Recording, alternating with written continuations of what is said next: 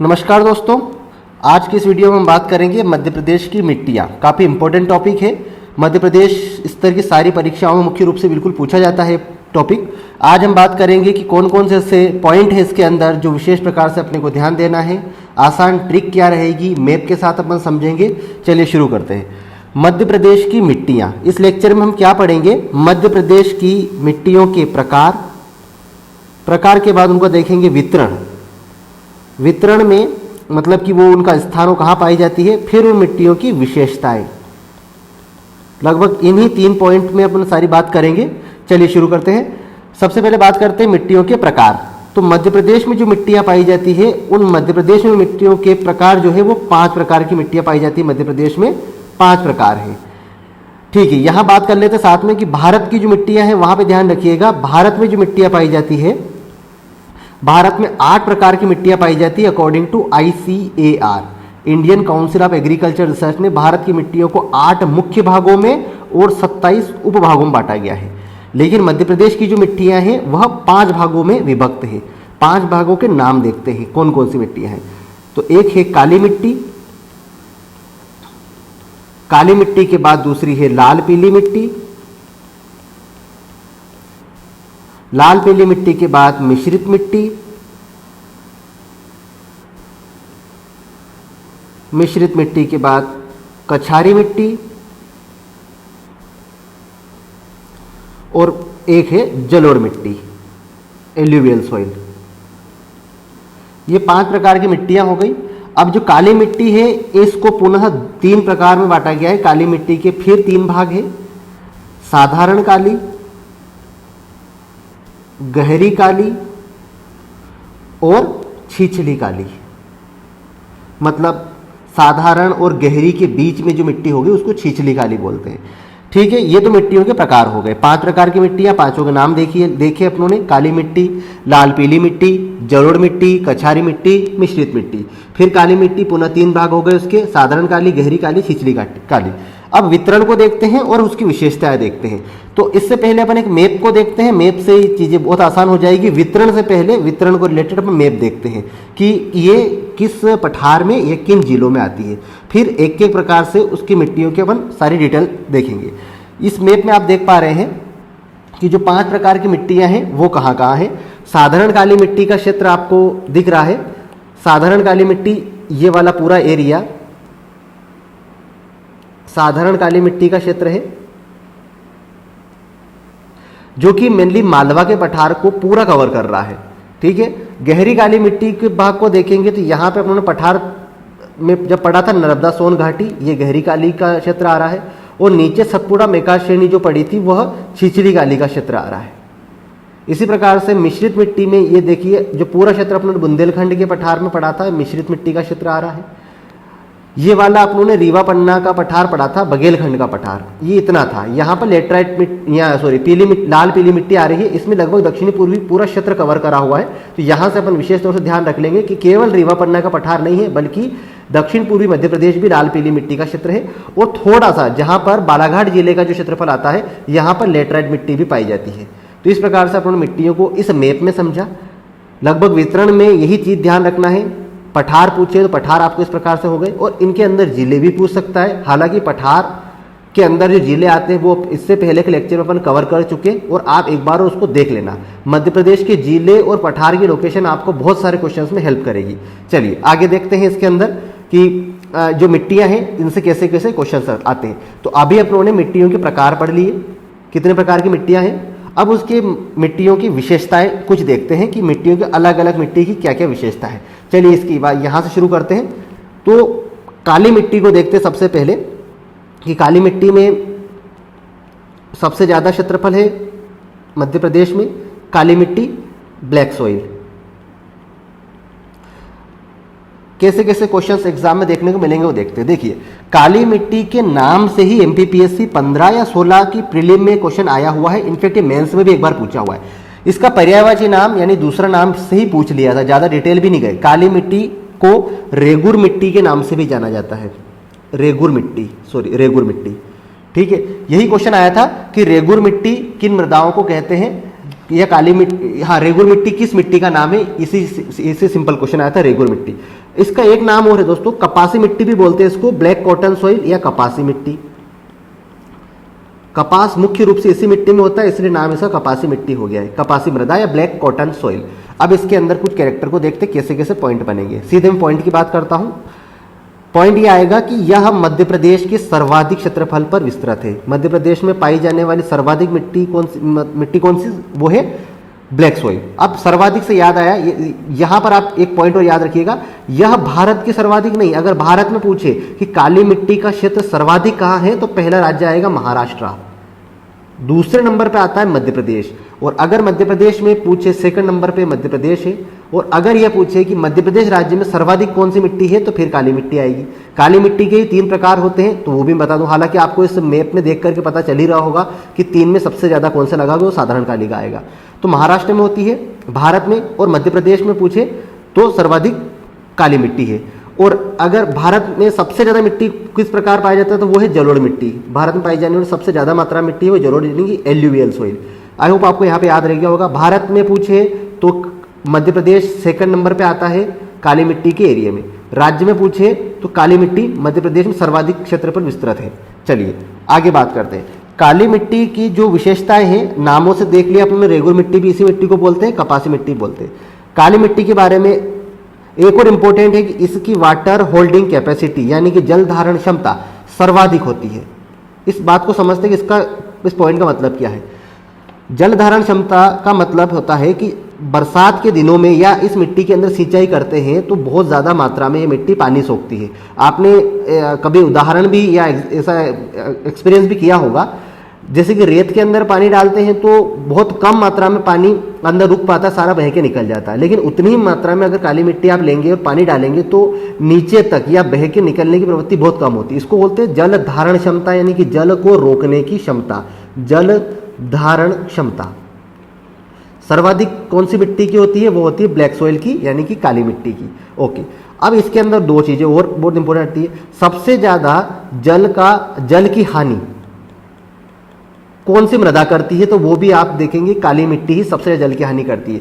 क्योंकि इस मिट्टी में अगर दरारें बन जाती है, जैसे कि सिंचाई नहीं करते तो इस मिट्टी में दरारें बन जाती है, और इन दरारों से गहराई तक की जो नमी होती है वो तक वाष्प बन के वायुमंडल पहुंच जाती है। तो सबसे ज्यादा जल की हानि भी यही मृदाएं करती है, काली मिट्टी।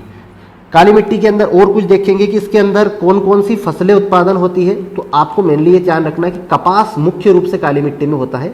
बाकी आप इस प्रकार से करेंगे कि जैसे कि मालवा के क्षेत्र में काली मिट्टी है, कौन कौन सी फसलें मालवा के क्षेत्र में हो रही है। तो आप ये मत करिए कि किन किन के नाम याद करना। देखिए उल्टा देख लीजिए, क्या चाय अपने यहाँ पे होती है? नहीं होती है। इलायची होती है? नहीं होती है। लौंग होते? नहीं होते। तो ऐसी जो चीजें हैं वो काली मिट्टी में नहीं होती है। बाकी जो भी फसलें मालवा के क्षेत्र में होती है आप सारा लगा देना कि वह काली मिट्टी में होती है, जैसे कि सोयाबीन, गेहूं, कपास, चना, अरहर, मूंग, उड़द, मूंगफली, सारी चीजें अपने यहाँ पर होती है, तो काली मिट्टी में भी हो सकती है। स्पेशल हो जाएगा कपास के लिए मुख्य रूप से। अब इस मिट्टी के बारे में कुछ और इंपॉर्टेंट चीजें देखते हैं। यह मिट्टी क्षारीय प्रकृति की होती है। प्रकृति इसकी क्षारीय है, मतलब आपने जो सोरेनसन के द्वारा जो पीएच स्केल दिया हुआ है, जिसमें देखा होगा आपने 0 से लगा करके 14 तक का जो चिन्ह होता है बीचों बीच होता है 7 का मतलब होता है उदासीन। तो जिस मिट्टी का पीएच उदासीन होता है अर्थात 7 होता है, वो मिट्टी सबसे ज़्यादा उपजाऊ होती है। क्यों? क्योंकि उसमें कुछ अम्लीय मात्रा में पाई जाने वाली फसलें भी उग जाएगी, कुछ क्षारीय मात्रा में पाई जाने वाली फसलें भी उग जाएगी। तो जो सबसे ज़्यादा उपयुक्त मिट्टी मानी जाती है, सबसे ज़्यादा उर्वर मिट्टी मानी जाती है, वो जलोढ़ है। जलोढ़ अर्थात जिसका 7 पीएच होता है। जलोढ़ मिट्टी में आगे पढ़ेंगे। तो इसका पीएच क्या है? मोर देन 7 होता है, तभी इस मिट्टी को क्षारीय प्रकृति की मिट्टियाँ कहते हैं। काली मिट्टी के बारे में और कुछ इंपॉर्टेंट पॉइंट और देख लेते हैं। वाटर होल्डिंग कैपेसिटी हो गया, जल धारण क्षमता जिसको बोलते हैं, और इसका क्षेत्रफल जो देखा अपने, क्षेत्रफल में आपने देखा पूरा निमाड़ का क्षेत्र, निमाड़ मालवा का क्षेत्र इसमें लगा देना, इंदौर से लगा करके भोपाल, मंदसौर, नीमच, बीच के जो आपके जिले आ रहे हैं ये सारा इसके अंतर्गत आ जाएंगे, जैसे सागर, शाजापुर, उज्जैन, सीहोर, देवास, इंदौर, राजगढ़, भोपाल, सारा आप इसी के अंदर लगा देना। फसल पूछे तो फसलें में आप इसी को लगाएंगे, मेनली कपास। ठीक है। कुछ किताबों में लिखा है कि काली मिट्टी में सिंचाई की आवश्यकता नहीं होती है, जबकि ये पॉइंट गलत है। काली मिट्टी में सिंचाई की बहुत ज़्यादा आवश्यकता होती है, क्योंकि जल धारण मतलब जल्दी सिंचाई की आवश्यकता नहीं होती है। ये पॉइंट सही है।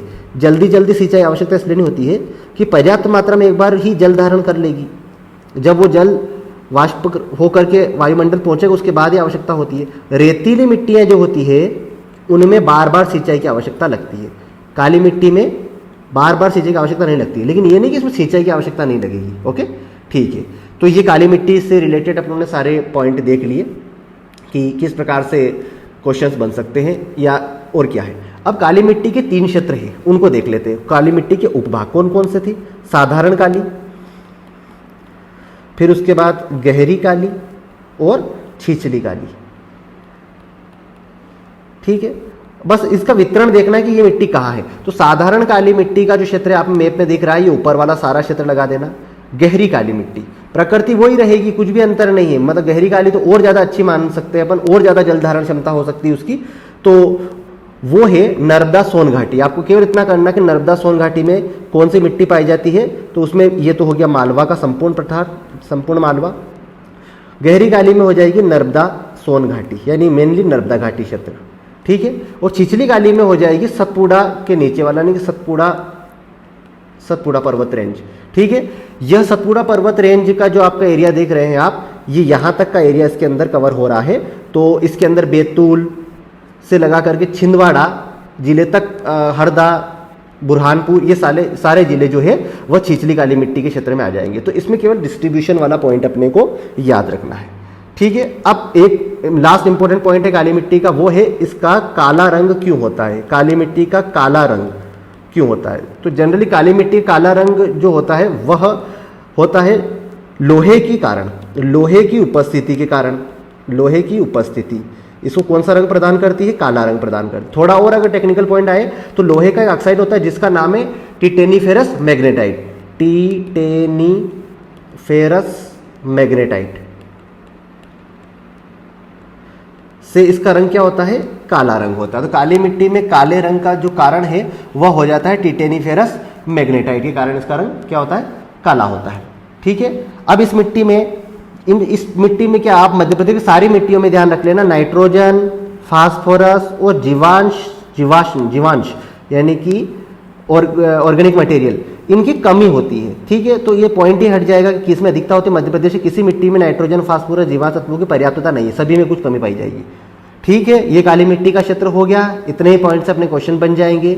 सिंपल सा क्वेश्चन, एक बार मैंने बताया आपको क्या आया, ऊपर से क्वेश्चन पूछ लिया था कि रेगुर मिट्टी किसे कहते हैं। तो कपासी मिट्टी और ये सारी चीजें कवर करी अपनों ने, ये देख लिया। चलिए अब आगे बात करते हैं दूसरी मिट्टी की, जो है जलोढ़ मिट्टी ले लेते हैं। जलोढ़ मिट्टी, जलोढ़ मिट्टी, जलोढ़ मिट्टी को इंग्लिश में एल्यूवियल सोइल बोलते हैं। जल के द्वारा लाई गई, यानी कि जलोढ़, जल के द्वारा लाई गई मिट्टी को जलोढ़ मिट्टी कहते हैं। तो जहां नदियां प्रवाहित होती है वहीं जलोढ़ मिट्टी पाई जाएगी। ठीक है, भारत में तो सर्वाधिक मात्रा में पाई जाएगी।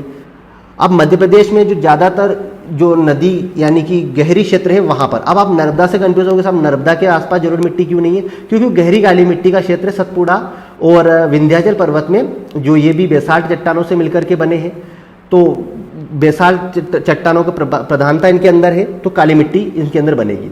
जलोढ़ मिट्टी मेनली चंबल नदी का जो आसपास का क्षेत्र है वहां पर यह मिट्टी मेनली पाई जाती है। और इसके अंदर जो मध्य प्रदेश का उत्तरी हिस्सा है, जिसमें भिंड, मुरैना, श्योपुर, ग्वालियर, शिवपुरी, ये वाले जिले जो आपको मैप में दिखाता हूं, ये वाला जो जल क्षेत्र है ऊपर वाला, कछारी मिट्टी यानी कि जलोढ़ मिट्टी, हर कछारी मिट्टी में पढ़ा हूं आपको, जलोढ़ मिट्टी इसे कहते हैं। यह जलोढ़ मिट्टी के बारे में कुछ इंपॉर्टेंट पॉइंट देख लेते हैं। जलोढ़ मिट्टी की प्रकृति होती है उदासीन। उदासीन का मतलब कितना होता है? pH 7 होता है। जैसे pH 7 होगा तो यह मिट्टी सर्वाधिक और सबसे ज्यादा फसलों के लिए उपयुक्त मिट्टी होगी। सर्वाधिक उपयुक्त मिट्टी, सर्वाधिक उपजाऊ मिट्टी, इसी मिट्टी को बोलते हैं। भारत में सबसे ज्यादा क्षेत्रफल पे पाई जाती है। मध्य प्रदेश में सबसे ज्यादा क्षेत्रफल पे ये नहीं पाई जाती। मध्य प्रदेश का तो काफी कम क्षेत्रफल इसके अंतर्गत आता है। तो ये जलोढ़ मिट्टी के बारे में अपनों ने देखा। जलोढ़ मिट्टी की प्रकृति उदासीन होती है, ये भी अपनों ने कवर कर लिया। अब यह मिट्टी जो है कहाँ पाई जाएगी? भिंड, मुरैना, श्योपुर, ग्वालियर, इसमें पाई जाती है। गन्ने के लिए ये मिट्टी उपयुक्त मानी जाती है। गन्ने की फसल के लिए मेनली इसके अंदर तिलहन फसलें होती है। जैसे आपने अलग अलग पढ़ा भी होगा ना कि तिलहन मतलब सरसों, राई, इसका उत्पादन सबसे ज़्यादा भिंड, मुरैना जिले में होता है। तो तिलहन जो होता है मेनली सरसों, भी इसी मिट्टी में मुख्यतः होता है। कौन सी? जलोढ़ मिट्टी। जलोढ़ मिट्टी के अंतर्गत लगभग मध्य प्रदेश के 3% क्षेत्रफल पर ये मिट्टी पाई जाती है। जलोढ़ मिट्टी के अंदर इतना ही करना है, एल्यूवियल सॉइल। ओके, जलोढ़ मिट्टी के बाद आगे आ जाते हैं। उसके बाद बात करते हैं अपन कछारी मिट्टी की। कछारी मिट्टी की, कछारी मिट्टी। कछारी मिट्टी क्या है? सबसे पहले बात करते हैं, कछार देख लेते हैं कि कछार क्या होता है। तो वहां की मिट्टी कछारी मिट्टी हो जाएगी। कछार ये होता है कि मान के चलो कि कोई नदी बह रही है और पास में जो ऊपरी भूमि है, तो नदी की तरफ जाते जाते उसका स्लोप कम होता जाएगा। ठीक है, मतलब कि मुख्य भूमि से नदी की गहराई तक स्लोप कम होता जाता है और इसी को बोलते हैं कछार। ठीक है, तो ये कछारी मिट्टी। अब आप पूछोगे कि सर इसके अंदर और जलोढ़ मिट्टी में अंतर क्या है? तो क्या होता है कि जलोढ़ मिट्टी को दो भागों में अपन बांटते थे। जैसे कि जलोढ़ मिट्टी के दो भाग कौन कौन से हो गए, यहीं पे मैं बताता हूं आपको। एक होता है बांगर और एक होता है खादर। ठीक है, बांगर यानी कि पुरानी जलोढ़, खादर नवीन जलोढ़। तो ये बांगर और खादर से रिलेटेड ही आ जाती है कछारी मिट्टी, जो कछार में जमा हो जाती है। मतलब नदियों के कुछ दूरी पर जहाँ पे मतलब बाढ़ का पानी पहुंच जाता है, तो वहाँ पे कछारी मिट्टी होती है। और इसकी प्रकृति भी लगभग जलोढ़ के समान ही होगी। मिट्टियाँ मतलब प्रकृति भी वही होगी, फसलें भी वही होगी कि, और एरिया भी वही है। आप देखोगे तो वहाँ पर ओब्लिक करके इस डायग्राम में आपको दिखा रहा है कछारी मिट्टी। ठीक है, तो क्या होता है कि नदियों के द्वारा अपवाह क्षेत्र में पाई जाती है। और ये जो होती है कौन सी फसलें, तो इसके अंदर भी वही तिलहन वाली फसलें और साथ साथ में गेहूं की भी कर लेना, गेहूं की फसल भी अच्छी होती है। कछारी मिट्टी हो गई। कछारी मिट्टी के बाद अपन देखते हैं लाल पीली मिट्टी। ये चौथे नंबर की मिट्टी है, लाल पीली मिट्टी। ये फोर्थ नंबर की मिट्टी है, लाल पीली मिट्टी। लाल पीली मिट्टी जो होती है मध्य प्रदेश के पूर्वी भागों में पाई जाती है, जिसमें रीवा पन्ना का पठार हो जाएगा और दक्षिणी पूर्वी मध्य प्रदेश हो जाएगा। जैसे कि यहाँ पर हमने रीवा पन्ना का पठार देखा था और ये वाला हिस्सा जो आपको दिख रहा है ये हो जाता है लाल पीली मिट्टी का क्षेत्र। तो लाल और पीली मिट्टी। अब इसके अंदर क्या क्या चीजें, तो एरिया तो हो गया, आप शहडोल, मंडला, डिंडोरी, ये वाले जिले इसके अंतर्गत कवर हो जाएंगे लाल पीली मिट्टी में। लाल पीली मिट्टी के अंदर देखेंगे और कि ये मिट्टी मध्य प्रदेश के 37% भूभाग पर फैली हुई है। ठीक है, बुंदेलखंड के बघेलखंड के पठार में मेनली रीवा पन्ना का पठार अपने देखा ना, और पूर्वी पठार को बघेलखंड का पठार बोलते हैं, वहाँ पर ये मिट्टी पाई जाती है। और इस मिट्टी में क्या होता है कि फेरिक ऑक्साइड, यानी कि लाल रंग क्यों होता है, तो ये ध्यान रखिएगा आप, लोहे का ऑक्साइड, फेरिक ऑक्साइड। वहाँ पर हमने टिटेनिफेरस मैग्नेटाइट देखा था, काले रंग का भी कारण लोहे के ऑक्साइड ही है, लाल रंग का भी कारण लोहे के ऑक्साइड ही है। लोहे के ऑक्साइड कारण ये लाल रंग देखी देती है। और यही जब लोहे के ऑक्साइड जल में घुल जाते हैं तो यही मिट्टी जल योजित अवस्था में पीली दिखाई देती है। ठीक है, तो मतलब लाल और पीली दोनों होने का कारण लोहे की उपस्थिति या फिर फेरिक ऑक्साइड है। इस मिट्टी में भी मतलब जीवाश्म तत्वों की, नाइट्रोजन की, फास्फोरस की, ह्यूमस की, सबकी कमी होती है। काफ़ी कम उपजाऊ ये मिट्टी होती है, पूर्वी भाग में पाई जाती है। चावल इस मिट्टी के अंतर्गत हो सकते हैं, बाकी विशेष रूप से मिट्टी ज़्यादा उपजाऊ नहीं है। इसको जो लाल पीली मिट्टी है कोई ज़्यादा विशेष तौर से उपजाऊ मतलब नहीं मानी जाती है। लास्ट मिट्टी हो जाती है मिश्रित मिट्टी। मिश्रित मिट्टी यानी कि मिक्स्ड सॉइल, मिश्रित मिट्टी। मिश्रित मिट्टी जो है यह जो बाउंड्री वाला एरिया है लगभग सभी के आसपास, जैसे कि ये वाला, जिसमें बुंदेलखंड का पठार, थोड़ा बहुत रीवा पन्ना का एरिया आ जाएगा, मालवा के पठार का अंतिम सिरा, यहां पर मिश्रित मिट्टी पाई जाती है, मिक्स्ड सोइल पाई जाती है। मेनली बुंदेलखंड के पठार में। अगर स्पेशल रीजन पूछे कि मिश्रित मिट्टी का एरिया कहाँ है, वो होगा बुंदेलखंड का पठार। संपूर्ण बुंदेलखंड के पठार में मिश्रित मिट्टी पाई जाती है। मिश्रित मिट्टी का एक नाम और है, इसको डोरसा मिट्टी बोलते हैं, ये ध्यान रखिएगा, कभी ये भी आ सकता है। डोरसा मिट्टी किसे कहते हैं, वह मिश्रित मिट्टी को बोलते हैं डोरसा। यानी कि बुंदेलखंड के पठार में कौन सी मिट्टी पाई जाती है, तो कभी ये क्वेश्चन भी आ सकता है, उसको डोरसा मिट्टी बोलते हैं, मिश्रित मिट्टी को। इसके अंदर भी नाइट्रोजन, फास्फोरस, कार्बनिक पदार्थ की कमी होती है। और अगर फसलें पूछे तो विशेष तो कुछ नहीं है, ज्वार, मक्का आदि उसके फसल के अंदर उत्पादन, फसलें आदि इसके अंदर हो सकती है। तो यही मिश्रित मिट्टी है। आई होप इसी के अंदर से आपका चीज़ें कवर हो जाएगी। अब मिट्टी से संबंधित कुछ और पॉइंट भी है, उनको भी देख लेते हैं कि मध्य प्रदेश के अंदर भोपाल में राष्ट्रीय मृदा संरक्षण, मृदा अनुसंधान संस्थान, national soil science national soil research institute, यानी कि मृदा अनुसंधान संस्थान। ये केंद्रीय है, राष्ट्रीय भी बोले या केंद्रीय बोल लो, बात एक ही है। केंद्रीय मृदा अनुसंधान संस्थान कहाँ है? वह भोपाल में स्थित है। राष्ट्रीय लेवल का, राज्य स्तर का नहीं है, ये राष्ट्रीय लेवल का है। इसके अलावा जोधपुर के अंदर भी एक काफ़ी इंपॉर्टेंट इंस्टीट्यूट है जिसका नाम है कजरी, CAZRI, central arid zone research institute. ठीक है, central arid zone research institute, इसको हिंदी में बोलते हैं केंद्रीय मरुस्थली मृदा अनुसंधान संस्थान, जो कि जोधपुर में है, मतलब शुष्क एरिया पे, जोधपुर राजस्थान में। ये भी आप याद रख लीजिएगा, क्या है कजरी, मतलब central arid zone research institute. Arid zone का मतलब होता है अर्ध शुष्क यानी कि मरुस्थली, ये है जोधपुर में। ओके, अब मध्य प्रदेश की मिट्टियों में एक टॉपिक और बड़ा इंपॉर्टेंट है, वो है मृदा संरक्षण। मृदा संरक्षण, तो ये मैं आने वाले लेक्चर में कवर करूंगा, जिसके अंदर में मध्य प्रदेश में जो मिट्टियों का अपरदन हो रहा है, अवनाली का अपरदन है, कैसे रोक सकते हो, तो पूरा टॉपिक उसके अंदर कवर करूंगा, जिसमें मृदा अपरदन क्या होता है, नुकसान क्या है, और फिर रोकने के उपाय, ये सारा कुछ कवर करेंगे। तो हो सकता है कि निबंधात्मक भी हो जाए और आपके प्रीलिम में तो आएगी सही, मेंस के हिसाब से भी पूरी तैयारी हो जाएगी। चलिए, आज के वीडियो में इतना ही। अगर और कुछ डाउट अगर इसके अंदर रह जाते हैं तो आप मेरे को कमेंट बॉक्स में लिख देना, मैं सेपरेटली उसको वीडियो या जिस प्रकार से भी कवर करूं बता दूंगा। अगर आपको भारत की जो 8 प्रकार की मिट्टियां हैं और 27 उपभाग है, जो मैंने इस लेक्चर की स्टार्टिंग पढ़ाया था, उसकी PDF चाहिए या उसके बारे में कुछ रीडिंग लगाना है, क्योंकि ये भी इंपॉर्टेंट पॉइंट है, तो आपको मैं इस वीडियो के नीचे डिस्क्रिप्शन बॉक्स में उसकी लिंक दे दूंगा, तो वहां से आप रीड कर सकते हैं। ठीक है, थैंक यू वेरी मच।